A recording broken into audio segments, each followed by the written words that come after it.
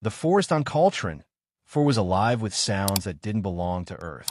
Chirping crystal beetles echoed like glass chimes, and vast serpent birds glided between violet-leaf trees. To Elias Mercer, exobiologist and reluctant survivalist, it was both paradise and threat. His team's survey shuttle had gone down 2 weeks earlier, leaving him stranded with little more than a survival kit, a pulse rifle, and his knack for improvising traps.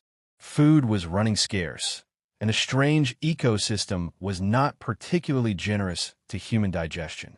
So Elias did what he knew best. He built pits lined with sharpened branches, noose traps made from woven creeper vines, and deadfalls rigged with stone counterweights.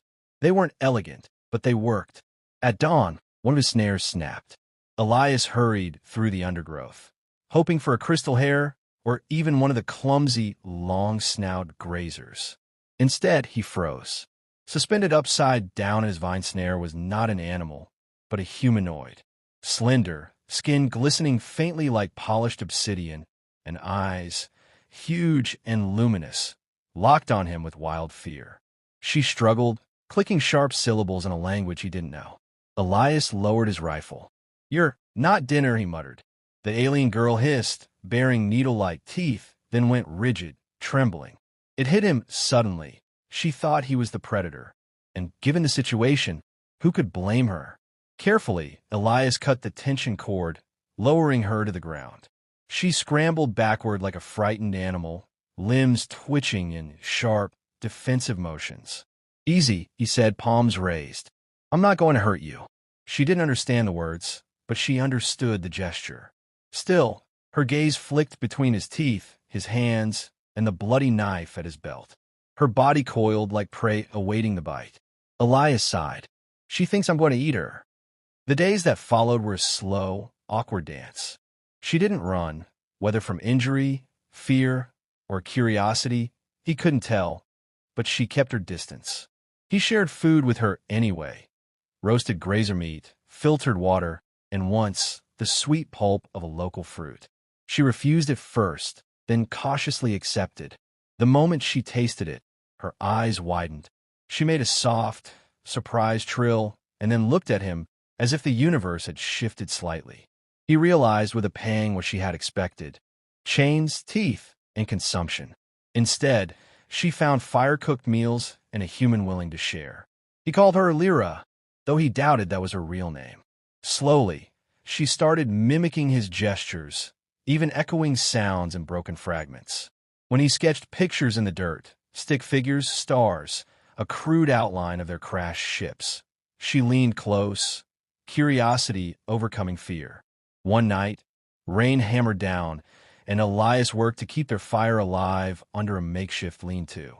Lyra sat across from him, knees pulled to her chest. For the first time, she reached forward, tapping her chest, then pointing at him. "Lyra," she whispered. Elias blinked. "That's your name." She tilted her head, repeating, "Lyra." Then she touched his arm gently, eyes questioning. He hesitated, then tapped his own chest. "Elias." She tried. "Elias." Her lips shaped the syllables clumsily, but her smile lit the shadows. Trust came slowly, but survival demanded it. Together, they hunted. Elias taught her how his snares worked, and she showed him edible plants that wouldn't poison him. She was quick, agile, and sharper than most of the PhD students he had ever mentored.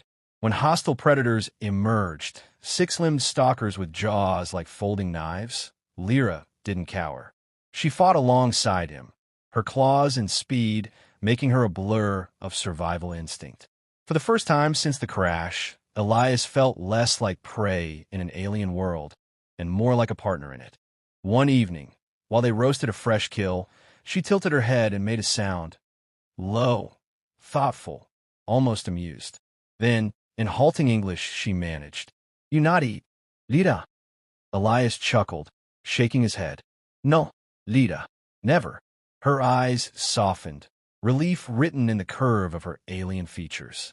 And then, with careful clarity, she whispered something that didn't need translation. "Friend." Weeks turned into months. The distress beacon on Elias's broken comm still flickered, but rescue never came. Together, he and Lyra carved out survival. Two lost beings who should have been predator and prey, but instead became something neither of their species could have predicted. And in the quiet between alien storms, Elias would sometimes glance at her and wonder. Maybe humanity's greatest power wasn't its weapons, its ships, or even its cunning. Maybe it was this, an ability no apex predator should have had. The power to turn fear into trust and strangers into family.